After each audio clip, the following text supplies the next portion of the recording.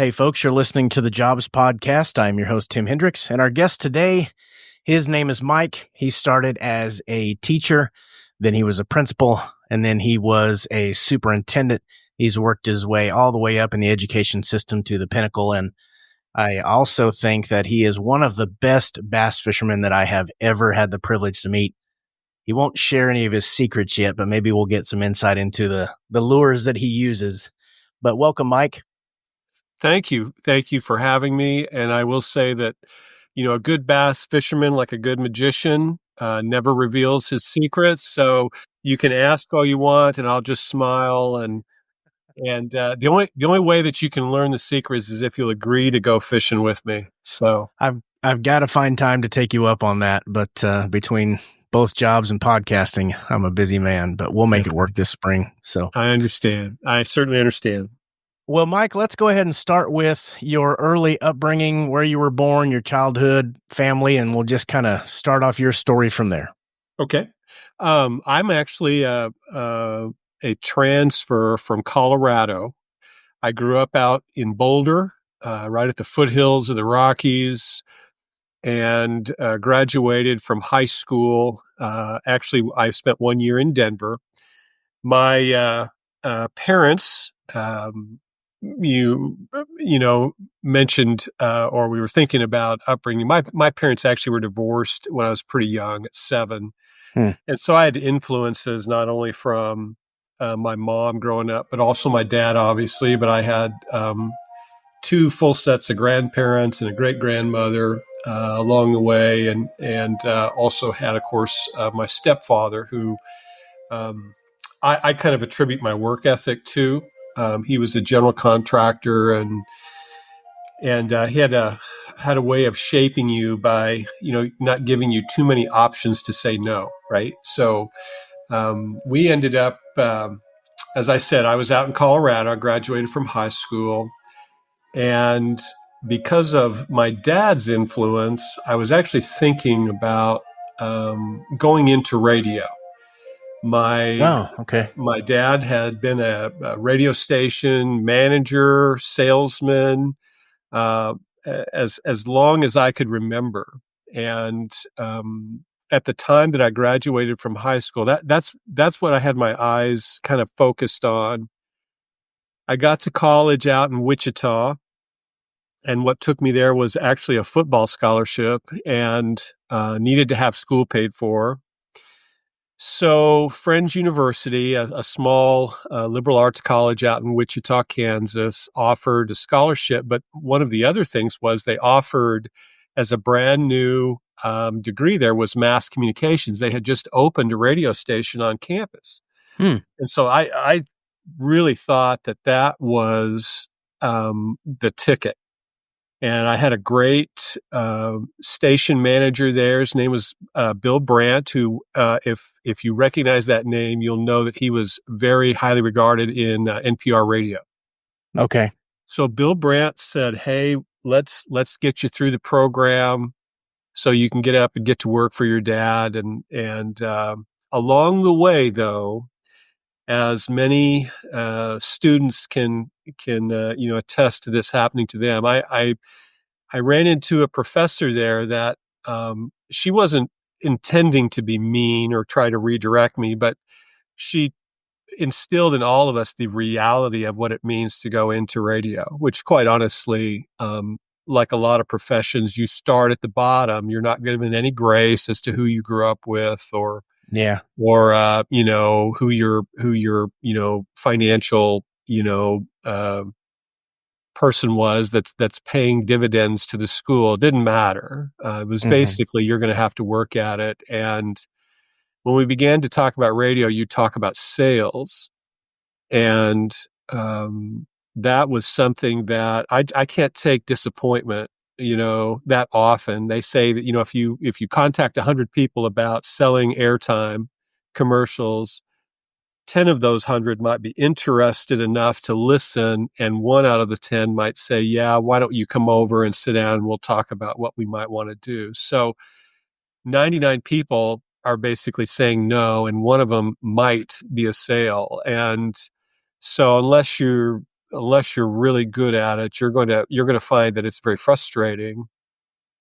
And not only that, there was, some other factors going on at the time.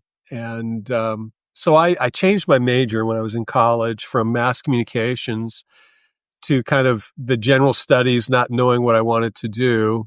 And I had to go over to the preschool that was on campus there. My sister was in her getting her degree in teaching, and I had a chance to interact with some little ones, preschool age kiddos, and that started the desire to work with children, young people, Hmm. and the thing that kind of steered me towards my actual teaching degree, which was middle school language arts, was I couldn't handle the chaos of those little kids. Right? I mean, it's like it literally, as they say, it's like herding cats. Or as Yeah. the picture that I give everybody is, if you take the ant farm and shake it up, Mm-hmm. that's what you get in a kindergarten class. And so I gravitated towards middle school English, and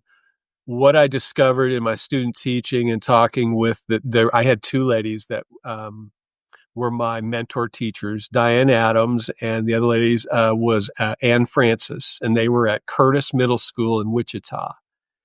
Ann Francis was with me for, I think, 2 weeks, and she said, "You're good to go, Mike." She said, "You've got great rapport with the kids, Wow. your lesson plans and stuff, and everything was what she expected." And Diane was a little different. Mrs. Adams was a little different. She was there for about a month, and the both of them finally just said, "Hey, you're good to go. You have the right, whatever it is, demeanor or attitude about it." And what I tell people is middle school kids know a lot about nothing, and they Yeah. share that with you all the time. Yeah.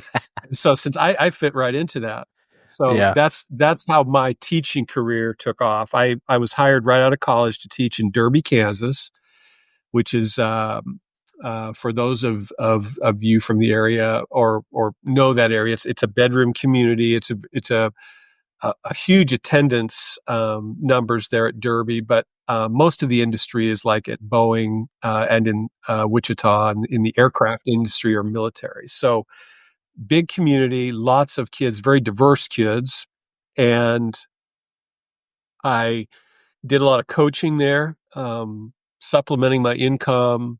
My wife and I, who we were married very young, at 19, she was teaching as well, and we literally were living on beans and rice, as Dave Ramsey kind of alludes to, and loved the job, loved the area, and then in 1995 we decided that we were going to move somewhere where we thought we could retire. And we looked in Montana, where my dad was at the time. We discovered very quickly that you probably were going to starve to death in Montana because it didn't pay very well. We actually went as far north as Alaska Oh, wow. and interviewed there, had a couple of great opportunities. But I remember one of the superintendents asked me, he said, "Do you speak Inuit?" And I said, "No." And he said, "Well, we probably don't need to talk anymore." And because it would have been quite the ordeal for those students trying to figure out what I was saying. So that didn't pan out. We kind of decided we were going to stay in Kansas where we were at. My wife was actually at Udall, Kansas. And so out of the blue, my mom called and said, "Hey, the secretary from Hollister High School in Hollister, Missouri, said they had a social studies position open." I talked with Joe Kilgore there, interviewed on a Saturday. I remember that specifically because we didn't have any vacation time left because we, used it up when we went to Alaska and various other places. So I interviewed on a Saturday, and Shelley, actually, her interview was on a Sunday, and we got a call that Sunday morning before her interview, and Joe Kilgore said, "You need to let me know if you want to come to work for us, but you got to tell me today." And I was like, "Wow." And to be honest with you, when we interviewed and I walked the building there at Blue Eye, we didn't talk at all about, per se, school, if you will, lesson plans and student discipline and handling behavior, that kind of thing. We talked a lot about, what his goal and what my goal was as a teacher and as an educator. And I remember thinking that, I'm very comfortable with this gentleman for one, and he asked me what I thought were the right questions. A lot of teachers, they'll ask questions or principals will interview and have questions like, what's that moment for you as a teacher? And I will almost tell you inevitably, everybody says the light bulb moment. I look for that light bulb moment. And I don't know how many interviews I've had for people where they've said that to me when, everyone looks for the light bulb moment. We want everyone to have success, whether it's firefighting or, being a principal or being a refrigerator repairman. I mean, we all want success, but what is it that you as a person can bring to the district? And those were the questions that Joe Kilgore asked me. And I think Shelley's interview went the same way, and we were literally hired the same day. Which what's the the odds of that? It was crazy, and we had to go back and tell our building principals that, hey, we've been hired in Missouri. So that's what brought me to Blue Eye. I taught there 6 years, as I mentioned, and then I was a principal for 17. And so I was right at 32 years as an educator. Loved it. Loved every part of it, whether it was teaching, coaching, being an administrator, and I had turned in my retirement papers and was kind of looking forward to take a little time off. And I got a call from Osceola, Missouri, and the board's president there said, "Mike, would you be interested in working for us as a superintendent in Osceola?" And so I asked him point blank. I said, "You must not have very good candidates, or nobody's applied." He said, "No." He said, "We have interviewed some people there at Blue Eye," because I had sent some superintendent, if you will, resumes out. And he said, "We'd like for you to come and first of all interview with the board, but we think we'd like to hire you as a superintendent." And so I was there for 3 years. Unfortunately, my first year there, that was the spring of COVID. Oh, brother. And as an educator, what we all like to say is, we were flying the airplane while we were building it. And I'm sure for you all in your line of work, you experience the same kind of uncertainty, as well as, just trying to do the right thing by kids. And I'm not going to say that it was a horrible experience by no stretch of the imagination. It was a great experience for me. I met some wonderful people, and I have some real good relationships with some former students and some former staff there. But the end of my career, was more of I was just kind of, I hate to say it, I was just exhausted by that, and sure. I didn't have to be working. I was retirement eligible, and so that culminated. That was the 35th year, and I'm grateful for what I had a chance to do. I really think that looking back on it, I feel really blessed by the opportunities that I had that don't come, if you will, the normal route of interviewing and kind of cutting your teeth and all that. I was very blessed and had some great people to work for. Do you find that usually is how that works when you've spent time and you get to know people in the area, in the region that are in your line of work? If you have a good reputation and it gets out there, that a lot of times people will reach out to you. Is that kind of an indicator I've been doing something right when you're getting phone calls as opposed to having to reach out looking for work? I think that everyone will do their due diligence.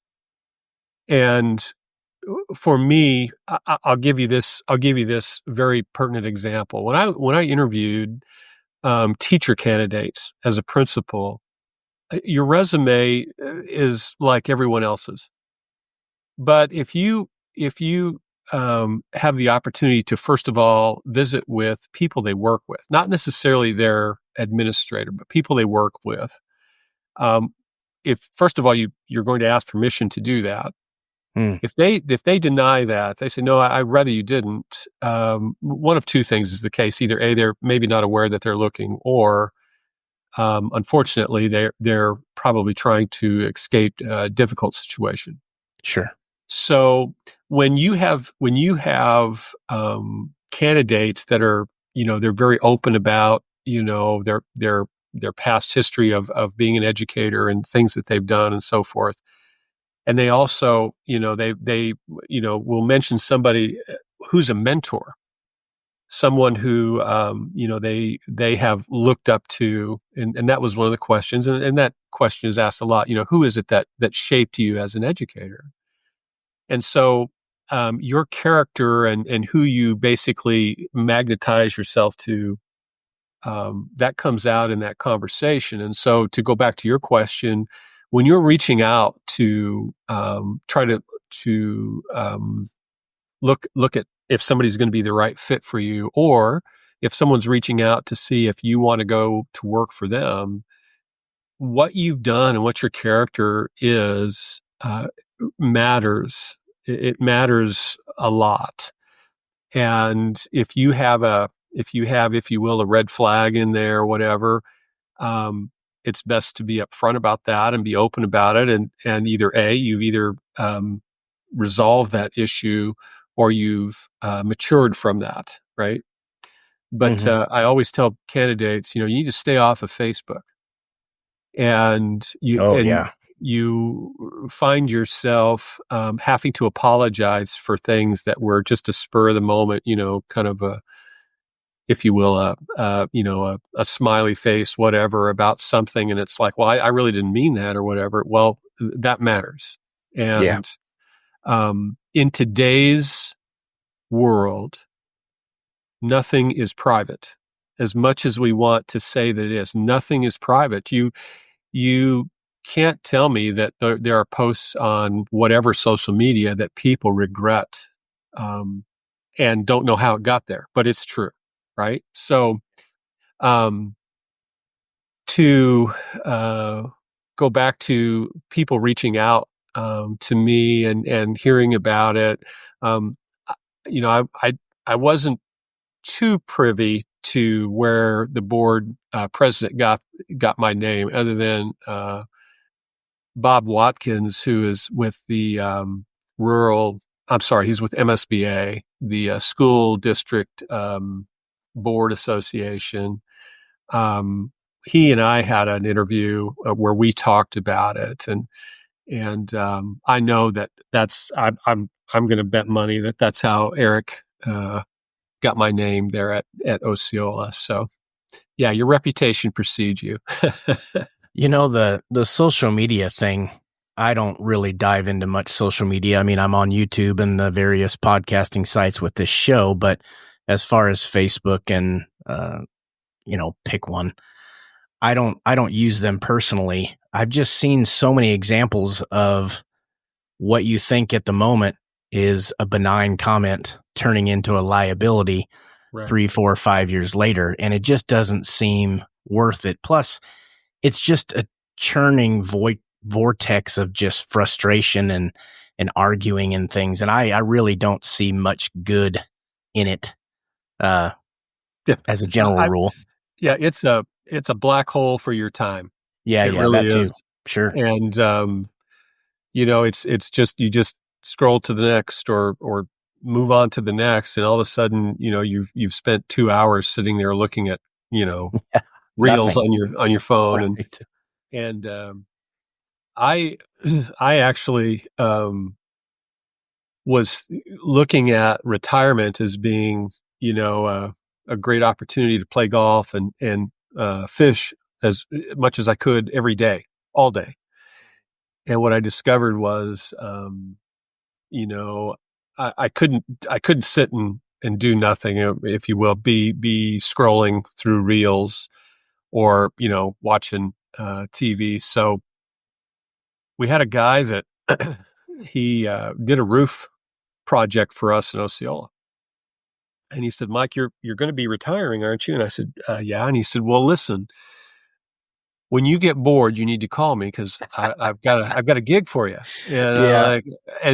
and the thing was, it was profitable for both of us. I would have, if you will, a part-time job in retirement, and he would have someone that had some connections with schools, because at the time his roofing company, which is he's the owner of, they were just kind of getting into the school business, and he didn't understand the process of dealing with bids with a board and how they, basically, you with a general kind of roofing contract, it's when can you start? This is how much it is. Yeah. And whereas with school districts, it's a little bit different. You're dealing with bond money and or a board has to agree with it, and every school district is different. But when Tim Corey, my boss, said, "Hey, listen, when you get bored, give me a call." Well, honestly, Tim, I lasted all of 30 days. I was that bored. I needed something to do, and again, it came down to right place at the right time for one, but also I built a relationship with Tim Corey, the owner of SIC, and I'm still there. That'll be year number 3 here in June, and so I get to it's because I get to reconnect with guys I used to work with or ladies I used to work with as principals or as superintendents, and I spend a lot of time going to lunch with them and just catching up. And believe it or not, we talk fishing, and so it's I think something that's mutually beneficial, but also something I enjoy, which, going back to the years in education, if I didn't enjoy that, I couldn't see myself doing that for 35 years. Sure. And I think that's something that, it does get hard.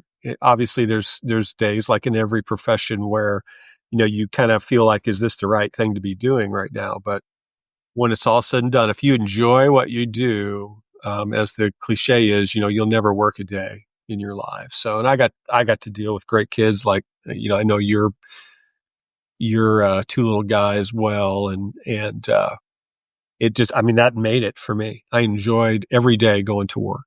So. You didn't enjoy my kids. You've met them, so I know that. Well, okay, listen, they had like a lot of kids, they have a way of putting their best foot forward. Yeah. And I think it's because I would bribe kids with popsicles. Oh, there you go. And I'm honest, I think I could solve a lot of the world's issues if I had a box of popsicles to go around and to sit around with people. Cause I could get, kids to shape up if I, threatened to take away the popsicle, day or whatever it was. So, but, those 2 guys, they didn't need a popsicle. They were fantastic. Yeah. You need to be proud of them. You really do. I am. I like to bust their chops. I got to develop a thick skin. I can't, they'll get egotistical if I build them up too much. So.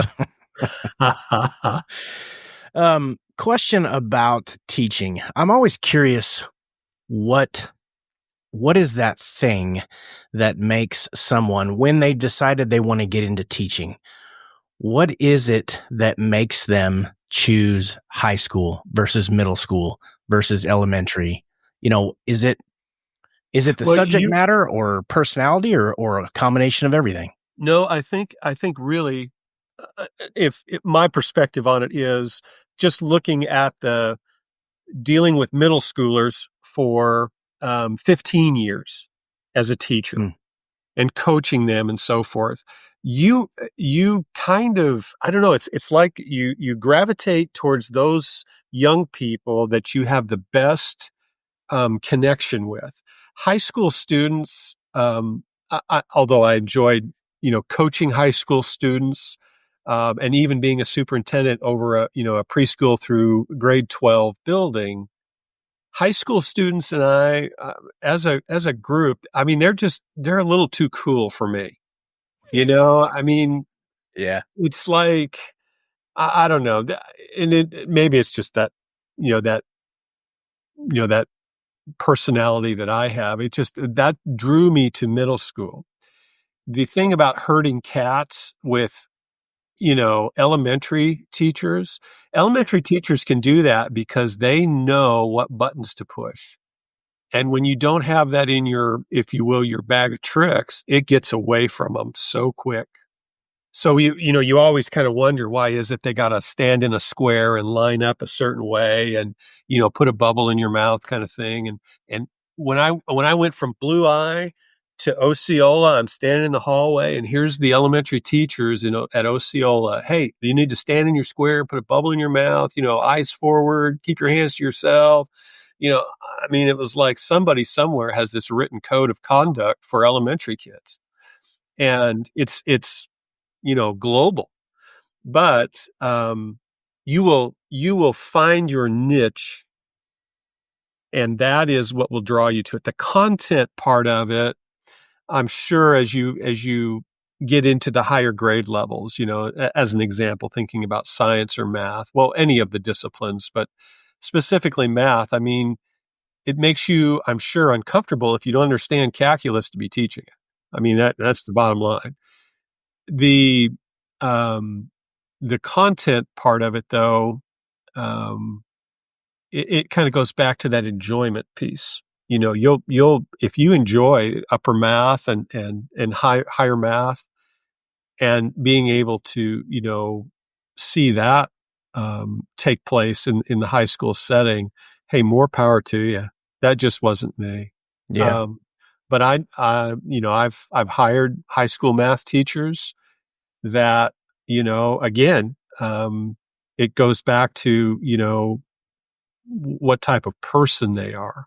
Now you encounter people and you kind of wonder, what in the world are you doing in the world of education? Because number one, the kids kind of have their number, and the other is they don't like what they're doing. They can never seem to get A the groove? right routine. Yeah, Okay. they struggle with it, and so that it's a 1 or 2 year thing, and they're either going to make the decision or you'll make it for them, because it's just, that's the wrong thing to do for kids. So When you but were a teacher and then you shifted gears to become a principal, that's a pretty drastic change from going, I'm responsible for these students in this classroom for this subject, to right, now I'm overseeing everyone and everything. Is right, that a hard shift to make? yep, absolutely. And the best principals that I know, Roger Butler was one for sure, the gentleman that I replaced. But the elementary principals that I respect and wanted to emulate, they could manage so many things, because you go from being, as you say, in the classroom with a certain group of students every day. All of a sudden, not only are you managing students for, say, a building of 250, you also you have to be a person that manages staff. Hmm. And I hate to say this, but there's a lot of different types of people out there. And is when you, and to be honest, you'll know if you're going to be successful by how things go in your faculty meetings. I can still recall some teachers that I never felt like I could reach them. Hmm. What we were doing was important, and these particular things that we were going to try and implement or change or whatever, they were important. But they were either too stuck in their ways or whatever. So you have to be a great, if you will, person. You have to be able to read the room, and then you have to be able to have those conversations privately with those teachers that either you're gonna hopefully win them over to your program, or technique or whatever it is, discipline, procedure, whatever. If you can't win them over, then you need to have a very frank discussion about, listen, this is going to be very hard for both of us. And, this is how it's going to look every day. We're going to be butting heads. And so not only do you go from teaching young people in a subject area, now you're looking at the curriculum building wide as well as your staff. And then you add that wonderful component of parents in the mix. And, I can tell you, I have, like every principal, have a group of stories that you wonder how kids ever had a chance, but you understand the reason they are the way they are is because you've met their parents. Yeah. And it's not that they're doing something wrong. It's just something different, right? Mm-hmm. And so you have to manage those pieces as a principal. And now all of a sudden, with all those other hats that you're wearing, now they're going to give you the financial piece of having to, take your budget as a building and say yes or no to people's requests. And that is, each of those pieces is difficult, but you take a first year principal and they're having to navigate all those different pieces.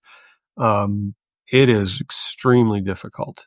And that's why the typical lifespan of a principal is in the profession is, I think, 3 years. Typically. Who does the principal, would it be the district administrator that would be their boss, that if they needed some assistance, they go to them? Yes.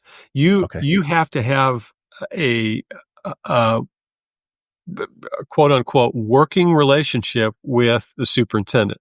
And I don't know if you ever met Dan Ray when he was there, but Dan Ray was my mentor, and he's the one that showed up at my door and said, "Hey, would you consider being the elementary principal?" And I had 0 hours. I was taking my first class in my master's degree to get my administrator's degree.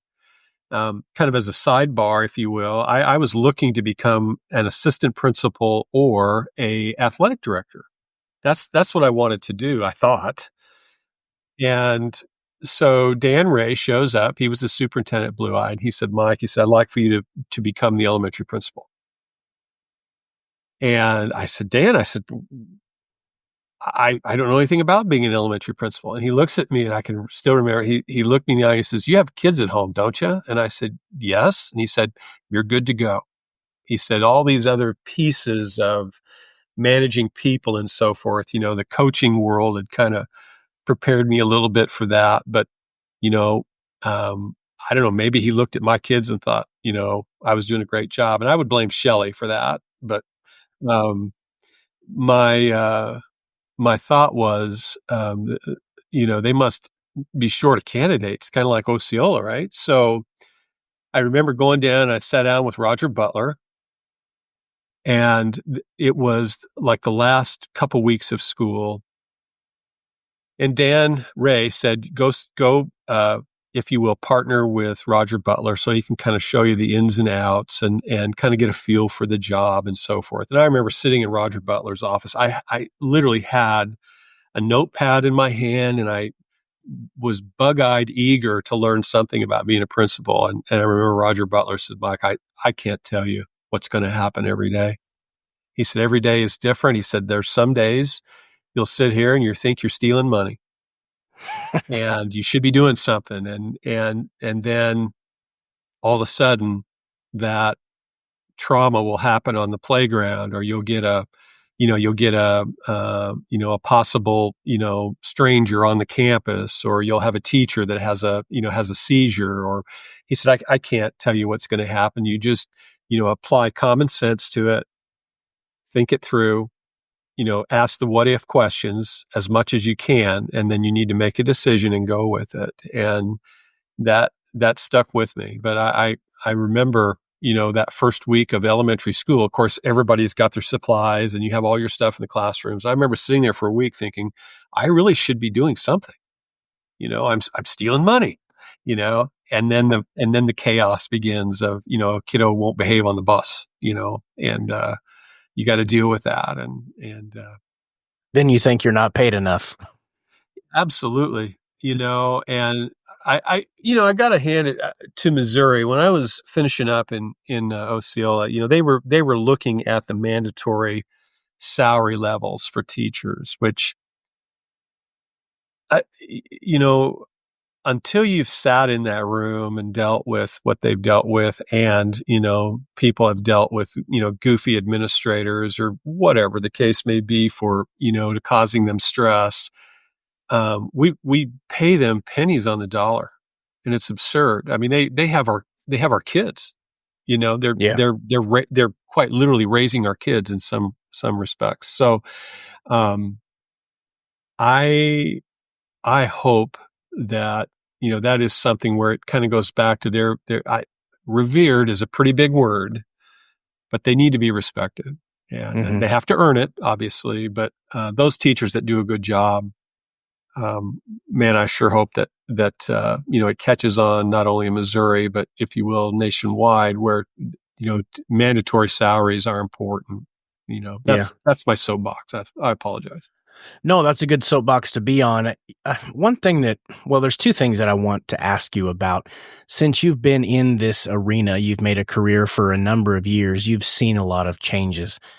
And I remember when I was a kid, if you screwed up in school, you would be in the principal's office or in the teacher's office, and the parent or parents and the teacher were both on the same side of the desk looking at the student to explain what is happening. It seems now like the parents more often are on the side of the on the desk side of the desk with the child, looking at the teacher going, how come he's not learning? It or she. It just seems like teachers are, I don't know if scapegoat is the right word, but maybe it's a battle they just can't win. And that is driving teachers away from the profession. Okay. And I'll touch on that a little bit more, but what I found in my experience dealing with parents is there's what happened, and then there's the story that gets home. Mm-hmm. And so before I would call a parent, I made sure that I had it written out what happened. And when I talked to the parent, this is what happened. When you had that situation of they got in trouble on the bus and I'll see them in the morning kind of thing, that never ended well for the principal or the bus driver, because the story could change. Kids will do that, believe it or not. Yeah. But I think, going back to what Roger Butler said, you have to apply common sense to that. If the student admits to it, or you find that this is what they're doing and you want to address that, every parent wants their child to be successful, in my opinion. And this is not, whatever the situation is, this is not helping them to be successful. We need to work on this, as opposed to he said, she said kind of thing. The worst situation to be in is arguing with the parent about what happened. So then in certain situations, there was that, if you will, that part as a principal where you think it through, like, okay, is this a hill I want to die on? Right? Chewing gum in class. Is this a hill I want to die on? No. It needs to be addressed, obviously, because the teachers tried to deal with it. But, sometimes you just have to say, listen, to the teacher or to the student, is this a hill you want to die on? Let's fix it. Right? Yeah. Right. So teachers find themselves in that position of being frustrated because I think, we hear the horror stories, and it frustrates them, when they can't figure out why. It's cut and dried. The kid was, let's say he was, doing something he shouldn't in the hallway. It's cut and dried, and you deal with it. But what happens is you hear those stories of the teacher, allegedly grabbed or maybe backhanded the child or whatever. Those kinds of things frustrate teachers, because that's the stories that people hear, and that's what they bring to the table when you're trying to deal with an issue. My child would never do that kind of thing. Yeah. So the veteran teacher finds less and less of a secure, if you will, foothold on things. It deteriorates, and then your new teachers feel like they don't have support. So any advice I could give principals going into profession, getting ready to do that, is, yes, you need to support your teachers, but you need to take some common sense with you. And as much as my teachers wanted me to defend them at all costs, I had to remind them that I'll go to bat for you once, and I'll take if you will, the rear end chewing for you one time. But after that, we need to evaluate what you're doing. Yeah. And so you have to be there for teachers. You have to support them. And you have to, as a superintendent, you have to support your administrators. But if they struggle communicating to parents or communicating with kids or whatever that area is that you want them to address, if they're not going to correct that, then they're going to find themselves, constantly dealing with the same issue of, whether it's parents or whatever the case may be. So my advice to, young people going into the teaching world, I think that's pretty obvious. You need to love what you're doing. You're not going to get rich quick doing it. But there's a lot of young candidates, young people in the high school age thinking about it. And I always encourage them when I talk to senior classes and stuff at just before graduation or whatever, when I was a superintendent, was, hey, listen, if you're thinking about a profession, teaching is so rewarding, and being an administrator and so forth. But teaching is one of those fields where you must enjoy it, because it'll burn you out like anything else pretty quick. So the security aspect of school, when I was a kid, I'm in high school, there were trucks in the parking lot that had guns and gun racks in the back window. And then now schools take as they should, a very serious approach to school, with some of them have armed guards, bulletproof glass. Some teachers are armed in some schools. I know that's probably a state by state variance, but that is something that has really taken over. You can't just kind of overlook that. You really have to focus in on security, don't you? Yeah. The way that I look at that is, as a building principal, whoever is going to be the villain in all of this, they're looking to inflict as much damage as they can quickly. And most studies that I have looked at or that I've heard about, I have a real good friend that actually does the like intruder training, and does the school security, and basically they evaluate your building. It is almost impossible to create, unless you create a prison, to create an environment where someone can't get in. Even when you have all those systems in place, somebody comes to the door and out of routine or just, I hate to say apathy, they just, push the button and let them in. The job that I have now, working with the roofing company, obviously we're visiting facilities, and it's surprising how many people just let me in that have never met me. And I'm happy to go through the protocols they have in place. But to go back to the fact that you're looking at something that someone is looking, like I said, to do as much damage as they can quickly, schools become a big target.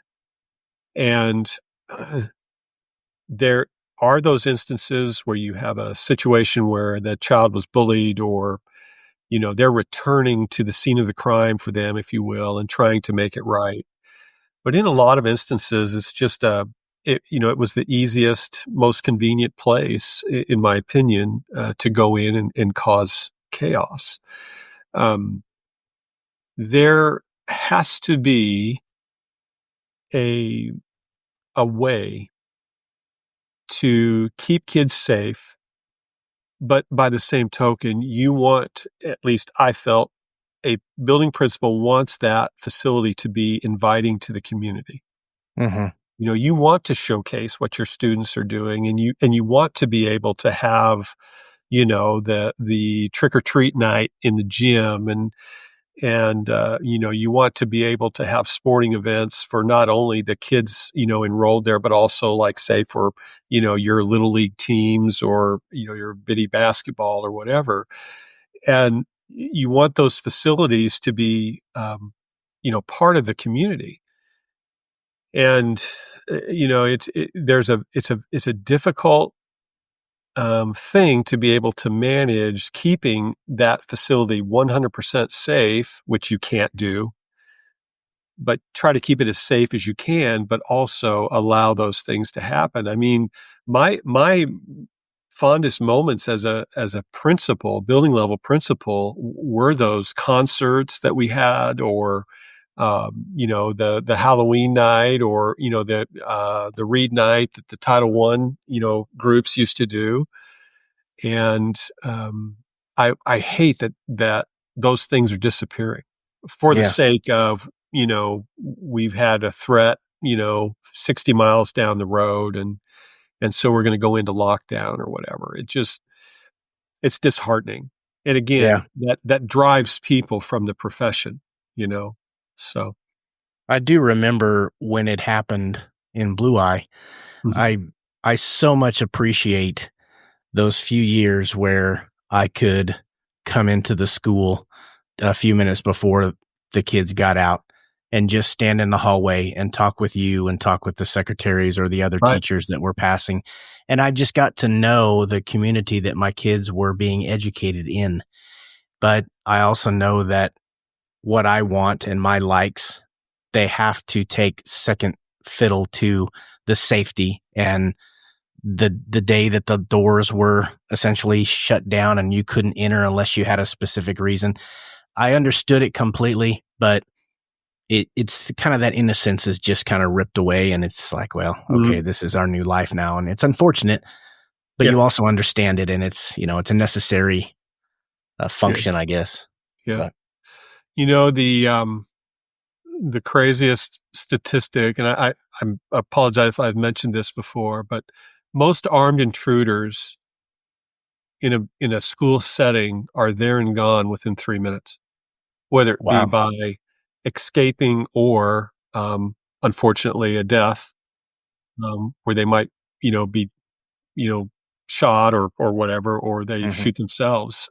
3 minutes or less. So honestly, even if you have someone on campus, let's say in our situation, we had a high school that was, not very far, not a quarter mile from where we were, but it's going to take them longer than 3 minutes to get to the situation if they're at the far end of the campus. So as much as we look at safety and security, a lot of that has to do, it falls back on how you prepare your teachers. And some of the most uncomfortable faculty meetings were where we talked about, what happens if. Yeah. And it's very discouraging to stand in front of a group of teachers and say, listen, here's what your current line of defense is to barricade the door and shut the lights off and huddle in the corner. Or then the procedure was, let's get everybody out of the building as quickly as we can. Instead of sheltering in place, one of the highest, factors in if you will, keeping people safe is getting them away from the fray. So you're constantly trying to upgrade that to give your students and your staff the best advantage you can. But when it's all said and done, it's for your heart goes out to those places where it's happened. It's horrific, and you can't plan for it as much as you wish that you could. because there's always a variable in there that you didn't think of.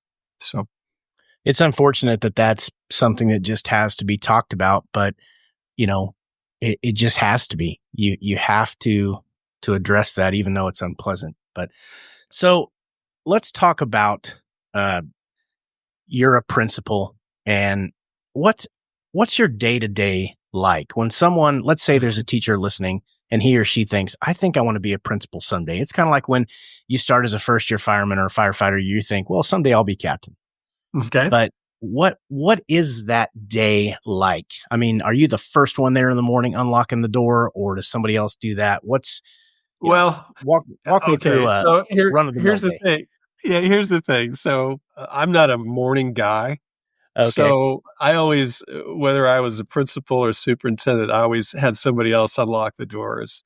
And fortunately, my maintenance people were all. I had two really good maintenance people in the two buildings where I was either principal or superintendent. So they would unlock it, and I would usually get there. I always felt it's very important to listen to what was going on with the buses, because that's your heartbeat of the day. Okay. So in the elementary world, the buses kind of make things go, obviously, literally. So I wanted to know if I was going to have to deal with anything as kids were getting off the bus, if there was a problem. And then in the elementary setting, and for the most part, both middle school and high school, but your routine begins usually after the kids have left the cafeteria to go to class. That's when you get into that, hey, here's my to-do list for the day.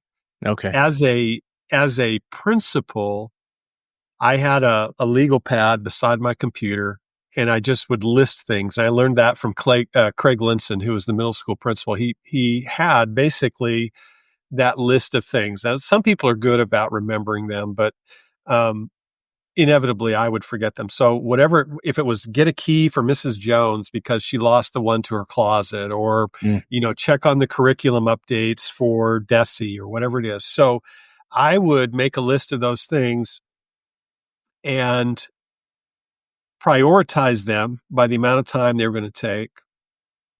But usually about 9 to 9:30. So school typically began at 8. About 9:30, I would get up and walk through the rooms. In our situation where I was at in Blue Eye when I was there, I mean, it was actually easy to maneuver your way through classrooms, because they had basically inner and outer doors to them, and they had a kind of a common area between them. So you could, and I didn't want to disturb anybody, although Cooper might remember the weird fact of the day kind of thing. But I wanted to walk through the rooms and to kind of get a pulse on how things were going with teachers as well as students. And then, of course, you've got lunch in there, and then you have your afternoon session, which is somewhat of the business pieces of the day. Meeting with superintendent, or, meeting with different teachers that, during their planning period, or you had evaluations to do for teachers. So that was usually my usually a 1 hour segment in the morning, usually about from say 10 to 11. And then from 1 to 2 in the afternoon, I did evaluations. And then, which is, you're sitting in the classroom and you're not looking at everything while you're there evaluating. You're looking at, basically teacher interactions and how students are responding, as well as, there are some content things to go in there. But usually it was about an hour to do that. And then you've rolled back around. It's 3:00 and you're loading up buses and you're listening for the radios, to clear. That was usually about 4:15 in the afternoon. And so from 4:15 to 5, I typically would do whatever paperwork catch up, or make parent calls, or, that kind of thing. And of course, that's great as a routine, but then you throw a discipline issue in there, or, you have that, teacher that has to leave all of a sudden because their spouse is in the hospital, or, there was always things that got thrown in there. And to think about what was a typical day like, that's how you hoped it would go, with your routine. But everything always seemed to get postponed another day because I had that interruption, or, we had an issue with a student or whatever. So you've got to be okay with moving pieces on the board every single day. Right. And the good principals, in my opinion, the guys, again, that I respect a lot, they had the ability to chisel out those times, and they let their teachers know that this time right now, in my case, it would have been that, 9:30 to 10, or say 9 to 10. If you have an issue, you need to understand that I'm in the middle of. Now, if there's a fire or something like that, Sure, yeah. I mean, it's going to be taken care of. But, if it was something that could wait, it needed to wait, because what happens is everything backs up, and so once you establish that routine with your staff and you commit to it, if I'm going to tell them that I need 9 to 10, then I better be working from 9 to 10, the flexibility of being a principal as opposed to a teacher is like night and day. You can literally find yourself in a classroom as a teacher 8 in the morning until 3 in the afternoon. And they're tied to that. They've got kids coming, right? Your planning period, you're tied to it. You've got to get ready for the next day. The good teachers do that. So all of a sudden, you're now in a role as a principal where you're used to doing that. And you have, like I said, that first week of school where you don't know what to do with yourself. And you're thinking, I really should be evaluating teachers. Well, you're not going to do that the first week of school. Mm-hmm. So over time, you develop that long range plan of, hey, I know that I've got to do, some budgeting things. And so what I discovered was, once we got school started in August, then that was my way to evaluate, hey, how did our first meetings go as a staff and as a principal? What are the questions that came out of that? And then usually around October 1st, I would try to address those things. And usually by October 1st, I was at that point where I could begin to do evaluations. And you may or may not be aware of this. A teacher in Missouri, if it looks like you're not going to renew a contract with them, those teachers that are probationary don't have to have it. But I felt in good conscience I had to address it with them if I was not going to rehire them. But a tenured teacher has to have a timeline that you address very strictly if you feel like you're going to have to address a problem, or if you're going to not offer them a contract. And so that begins relatively early in the year because of the time. There's like a 30-day, 90-day, 30-day kind of thing with preparing a teacher to basically terminate them. And if you don't do that, I mean, that's on you as the building principal, and you have to meet those guidelines. If not, then you're in violation of the contract, and so therefore you can't terminate them. Which, never a good thing. Honestly, Sure. as a building principal, I never officially terminated anyone. I had some people that we had a real good discussion about how teaching probably wasn't in their best interest, and they knew it. They struggled with kids and parents and so forth, or just the time management piece. And then as a superintendent, I had to release someone, and it was a situation where they were between me and you and the rest of the world. They were horrible with kids. So it had to be done. And to this day, I do not regret that, because I felt like, kids were in a horrible situation with that person. Yeah. So anyway, What types of personalities you've talked about a couple of different things that you have to do.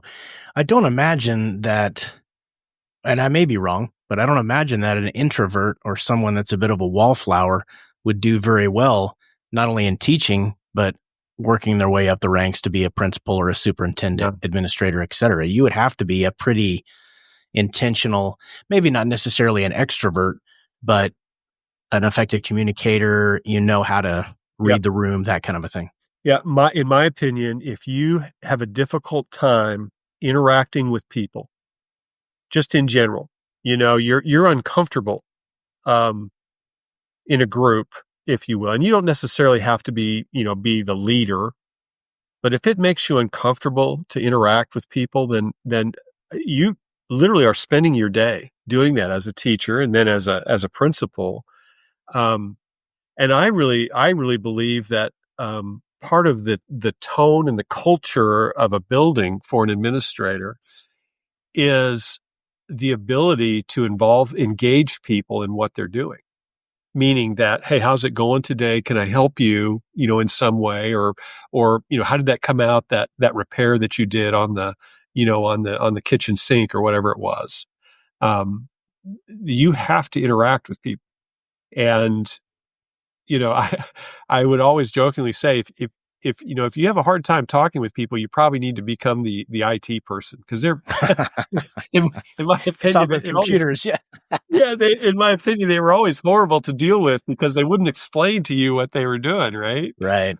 So, they would just basically say, "Get out of the way, I'll fix it for you," and I appreciate it being fixed, but I want to know what I did, and so that was always funny. The IT people, they get a bad rap, because they get tired probably of hearing people's reasons as to why it doesn't work, Yeah. And when basically all that happened was you deleted something you shouldn't have, right? So, but anyway, I if you can't interact with people, it's a bad choice. It really is, to be a teacher. Interacting with adults is one thing, but if you, kids are just little balls of energy and rubber, and they're just bouncy and noisy, and if that wears you out, which it wears me out, but I couldn't be a teacher for that very reason. I just couldn't deal with that all day, every day.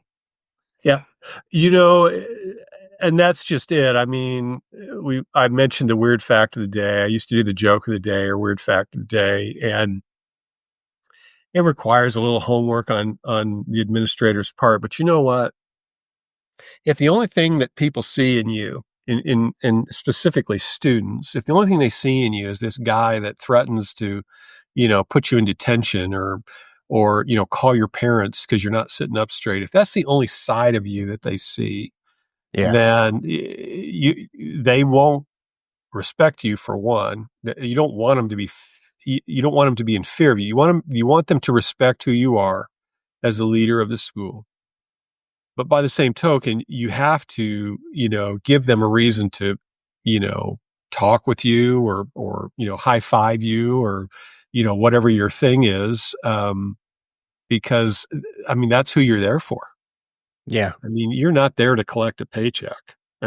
It's awesome. Don't get me wrong, but, those kids need somebody as a role model. They need somebody that interacts with them and has the ability to, if you will, light the fire under them and encourage them and get them going every day. So we used to do the Wahoo, if you remember, in oh yes, the assemblies. So that was just my way of kind of getting the endorphins going, but kids need that. They have to have that exchange, that energy exchange. One thing that I've noticed as I go through these interviews with various careers is I didn't have any teachers I didn't have necessarily any horrible teachers, but I didn't really have any teachers younger that had a huge impact on me. Like I could just pick out somebody. It was kind of a benign education, which, that's fine. There's nothing wrong with that. But I still hear people that say, no, this one particular teacher just got through. This one particular principal, every day he would high five me, and I had a horrible home life. And then I come into school and my teacher sees me, or my principal sees me, high fives me, asks me how I'm doing, make sure I get breakfast or lunch. You still have a huge opportunity to positively impact kids, and you have no idea what's going on outside of those school walls. So take it and run with it. That's it. If you think everybody lives with Ozzie and Harriet, you're way off the mark. And, you're over time, you have the ability to recognize those kids that need some type of anchor in their lives, because this is the fourth school in the last 6 months, or you kind of know the neighborhood they come from, that kind of thing, and they need someone, and it falls more to the teacher, because they're with them, the bulk of the day, or that solid hour, if you will, when they're in, junior high and high school. And then the other one that kind of gets overlooked a lot is the coaching piece. And I really think that kind of developed my rapport with a lot of students, was the ability to talk about the ball game the day before, or, hey, you did a great job, in practice, yesterday, or whatever it is. They enjoy, and they look for someone to encourage them. And by enjoying that, what I mean is they're probably not hearing it anyplace else. So you shape a lot of lives as an educator, whether that be in the classroom or, out in the gym or whatever. Do you think that the coaching aspect, there seems to be, it's a higher level of intensity that you're engaging with? It's not just I'm sitting at a desk, but, it's a battle. I don't want to be overly dramatic, but, it's a competition. And the intensity, the emotions, the physical exertion, everything is higher. Do you think that coaches, because it's a different environment, they can get through to the student a little bit quicker and easier? I don't know. I can't answer that. I think I've met some coaches, their intensity is over the top. Yeah. And so then you kind of ask the question, well, what's their motivation to do it? Do they want a state championship? Even though they're only coaching, 7th grade boys basketball. I mean, it's just the intensity level is just too much. But I also know that it's not the Olympics. Calm down. Yeah. My saying is this: what is it about youth sports that brings out, the idiots in people? Yeah. And but to look at it from the standpoint of, maybe high school. I mean, of those kids that you have on your team, how many are going to go on to play at the next level? Not many. Not many. I mean, it's a sliver of those kids. And so I think what you have to do, you have to realize that those coaches are probably looking to hopefully mold those kids to be, successful with determination, desire, dedication to what they're doing. And that will transfer to what they're doing in life. Sure. Probably in their profession. I think those coaches get it. But again, I think as a parent of an athlete who went on to play in college, there were times that I wanted to pull the coach aside and have a very direct conversation about, listen, you're just over the top here. You're in my opinion, you're out of line.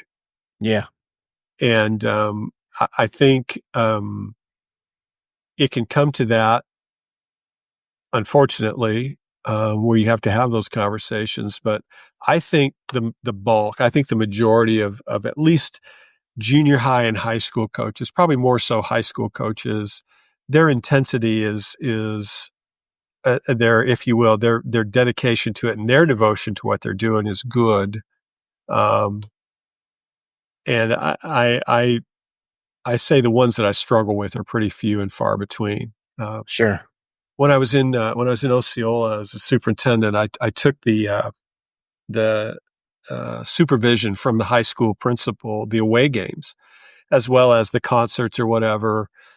And as a way, number one, to give him a break, he had some young children at home and needed to be with them, and I had nothing going on. I got tired of watching TV, to be honest with you, and so I traveled to these different venues, and two things happened. It gave me the opportunity to interact with students and parents away from the school building, get to know them. I was a new guy there. But the flip side of that is you get a chance to see a lot of coaches in action, and you understand why they're successful. I mean, you can be mean and nasty. That's not going to translate into being successful, in my opinion. It may for a short period of time or for a certain group of kids. But the guys that had the right stuff were the guys that you could tell they had a culture of team, school spirit. It's not about the individual. It was developing, not only players, but the team concept. And for them, I mean, that was, in my opinion, that was their gold star from me. I just enjoyed being around them and interacting with them. But I met some coaches, saw some coaches that they wouldn't have made my top 10 list of people I wanted to be around, for sure. Well, that's too bad. You hate to see that, but thankfully it's rare, I think. Yeah. What's your advice when you fail? If you have a teacher or, somebody in your employ that screws up, how do you advise them on how to proceed after they make a mistake? It's one of two things. It's either fixable or it's not. Right. Let's start with the things that aren't fixable. Those are pretty obvious. They've done something so egregious that, it's become a legal issue, or it's become something where you're not going to be able to help them in situations that might develop further down the road, because everything will come back to what they did. Yeah. Whether that's, on purpose or not. So then you have that very frank discussion about, listen, we need to decide what we're going to do in regards to moving on. This is not fixable. So if they're, like I said, a probationary teacher, then I'm going to let them know right away that, they're not going to be rehired. If they're a tenured teacher, we're going to begin to work on that process of hopefully addressing that. But if it's, if it's something where, say we mentioned before, they backhand a kid, they're done. I mean, you're not. It's out of your hands, isn't it? Yeah.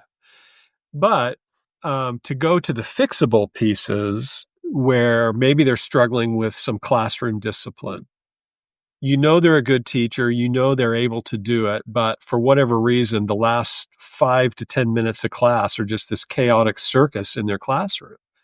Well, let's have that discussion about, listen, either A, you need to have a little bit of more content every day that kind of, if you will, utilizes that time, or you need to, I had them in my classroom, not that I was a world's top rate teacher, but I always had something that I could fall back on. Hey, we've got vocabulary words this week. Let's review them real quick so we can get ready for Friday, Okay. Just so something. No idle hands. Yeah. Because, once they get into the habit of that, then every day is like that.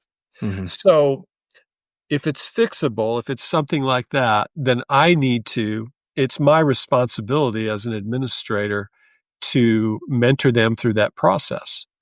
And if I ask them to correct something as a principal, then I need to be sure that I follow up on it. I don't wait for the next issue to come up.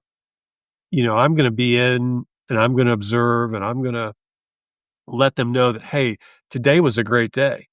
Look at how that ended up as opposed to the other day when we had the issue. And, mentor them and teach them and get them going. That's my role as an administrator.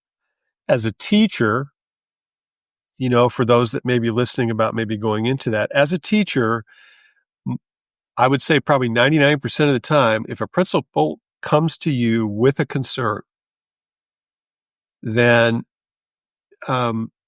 let's address it. The first thing that you want to do, what is it? Fight or flight. Yeah. They want to fight with a principal about, well, that didn't happen, or, I didn't really say that. Well, okay. So you're going to get nowhere. But you have to be willing as a teacher to take that correction and to basically chisel away at those rough parts in your teaching. And that'll help you to avoid those issues down the road. The really good, going back to the guys that I respect, they had a way of dealing with issues and correcting problems where it wasn't me versus them. It was us. We're a team here. We're faculty. We're going to work together, so.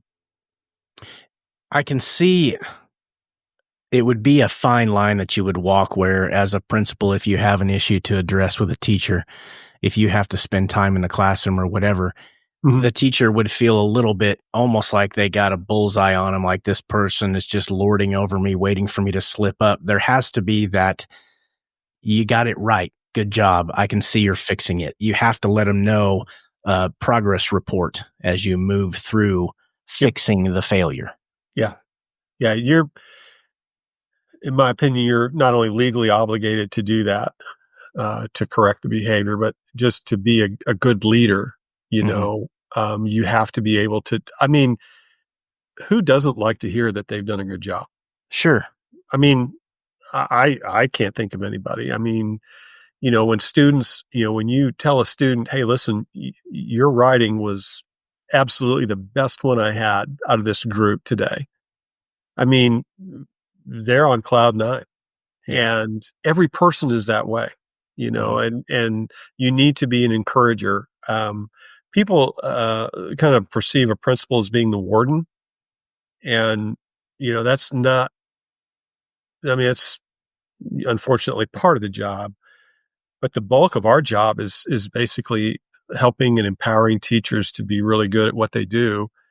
And honestly, if you want to avoid issues as a principal, from kiddos in the classroom and so forth, you'll mentor your teachers to help you, Let's talk about pay. That's always something that people want to know about. And every time I talk about this, I have to throw out some context. This scale is really dependent on where you live, because if you live in, I always use California and New York because it costs more to live there. That's just a fact. So your salaries are going to be higher for a teacher in Los Angeles or in, Beverly Hills versus Branson, Missouri, for example. Right. But is there, let's just use the Midwest maybe as, I don't know if you can even go that far out, but starting with a principal, what can principals expect to make? And then is there a huge jump if you move to a superintendent or district administrator role? Yeah. I'm going to say probably it's probably pretty generic dollar amount. Okay. Most principals probably are going to be starting somewhere around that 60,000 plus. Okay. That's a first year principal. If you get into a larger district, it is possible. But it depends more on, honestly, Tim, it depends more on the health, the financial health of the district. Okay. What you find is a great example is where Shelley was the superintendent at Shell Knob. They had a great teacher salary base. And the reason being, hats off to Shelley. She was great at the financial aspect. Well, she was a great superintendent in general, but she understood that in order for the district to be healthy initially, they couldn't give people, say a $10,000 raise or whatever it is. That looks great on paper, but if you calculate that out in the next 10 years, you bankrupt the district. Yeah. So she was really good about seeing the health of the district and then applying that to something that could be sustained. So as a principal going into a district, one of the things that will stand out almost immediately is the condition of the facility and the condition, if you will, the demeanor of people in regards to money. You'll see that they're frustrated. Does that make sense? Yeah. They're frustrated Yes. with what they're getting paid and so forth. And most of this stuff are things that you can do your homework on before you go into a district. Because honestly, anymore, like I talked about the Facebook thing, nothing is private anymore. If you go online and go to the DESE, the State Department's website, they'll have principal salaries for the districts. It's on their, I believe they refer to it as their report card. But anyway, Is that for nationwide? Yeah, it's that Okay. I don't know for sure, but I know in Missouri it is kind of my, if you will, my reference point. So teachers typically, just depends again on the health of the district and where they're at. Some I don't know why, some principals, some superintendents feel like, they need to keep, the salaries down, but they keep them down for a reason because they can't, it'll bankrupt you in a very short period of time. But principal wise, you're probably looking at, probably beginning somewhere at 60,000 or so. I would be, if it's below that anywhere, I think I would question that. But, and then moving up to superintendent, anymore, you're probably looking at somewhere between 90 and 100,000 as a beginning salary. And there's a lot of things that go into that. A place like, say Blue Eye, where you do the PR, you do the facilities, you do the, the HR piece as one person. But then you get to, a larger district like say Branson, where you have assistant superintendents and they take facilities just as their job. But obviously there's a lot of things that go into that. So that pay will increase. I don't know what Springfield is. Last time I heard it was, 200 and some thousand per year for the superintendent, which if I had that job, I would definitely need to have that to keep my sanity, I think. So, well, when you're dealing with dozens of schools, that's certainly, that's so much responsibility. So I can see why the pay scale would jump significantly in a larger city. But here's something else that we mentioned briefly that's kind of coming into play.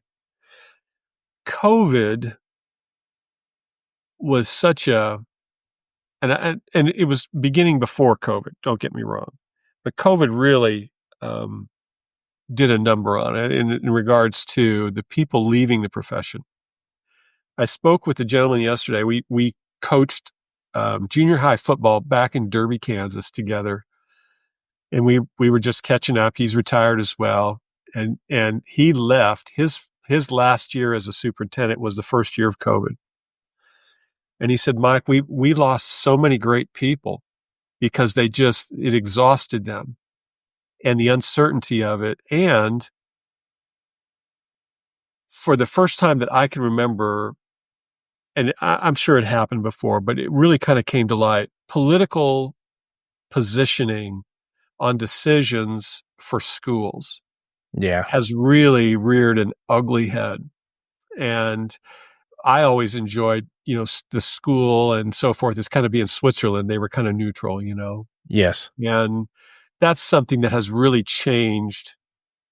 And quite honestly, because of some of the things that took place during COVID, where you pitted one group versus the other, and teachers just got fed up with it. Administrators as well. A lot of great people left the profession because it wasn't it wasn't at all what it had been like. Yeah. So now there's such a demand for teachers, I think, and this is just my opinion, I think you're going to see salaries go up because they can't draw people. And as looking from the outside in, the prospective person graduating from high school going into a profession, you look at teacher salaries where they are. There's no draw. They don't see the sense in it, Yeah. And so that's going to drive it up. I think you'll see a huge change within the next 10 years. And I think you'll see that teaching profession, at least it's kind of my prayer that you'll see that teaching profession return to what it was, where they were a very revered, respected person because they're teaching kids. I don't discuss politics on my show, but I do agree with you 100% that the school Switzerland, that's a perfect example. I mean, I'm in wood shop.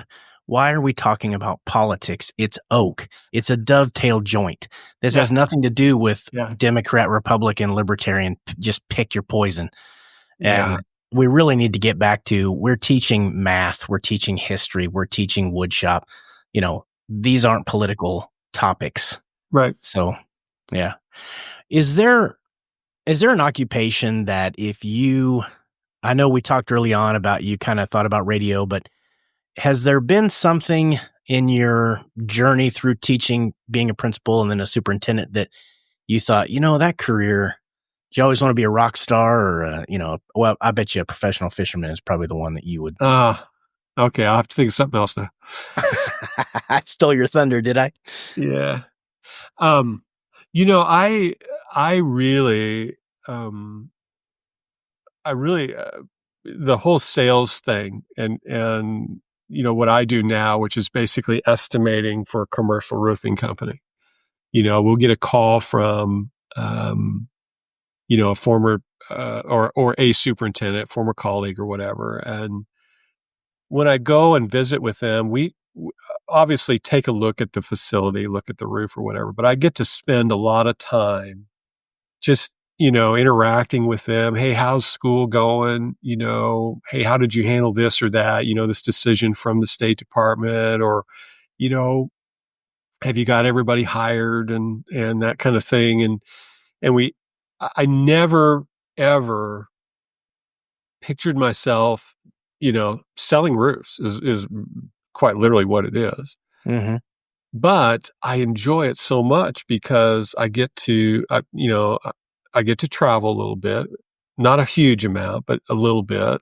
And I get to, like I said, I get to interact with those people that, we kind of have a bond, if you will.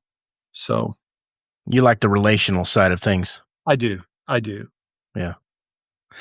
Now, the final question is, what is your favorite bass lure? And I've got my pen ready to write this down. I will tell you that it's for the listeners, not me. Yeah, I have a gentleman that makes me shaky head jigs. And shaky head jigs are kind of a craze that kind of took over. I'm going to guess, 10, 15 years ago. And I'm ashamed to say this, I have hundreds of dollars of fishing equipment in my boat, lures. And I use this shaky head jig with a worm on the back of it probably 95% of the time. And I really think that I really should be more versatile, but that's it. So if it works, it works. Yeah. Now these special jigs that are made, I'm going to keep that a secret until you and I get together and go fishing. Then I'll show them to you. But. All right. Well, I got to tell you, this has been a very enlightening and interesting interview. I wasn't quite sure. You're always on the parent side of things, just kind of curious what goes on behind closed doors and the day-to-day operations of a principal. And so anybody that's a teacher that's thinking about this line of work, I think this interview would shed a lot of real light on it. So I do thank you for your time. Absolutely. I enjoyed it a lot, Tim. And that wraps up another episode of the Jobs Podcast. Thank you so much for joining me today. Hopefully you found that interesting. As always, I wait until the end of an interview to ask you to like, subscribe, and share. I feel it's important that I earn that support from you. Thanks again, and we will see you on the next one.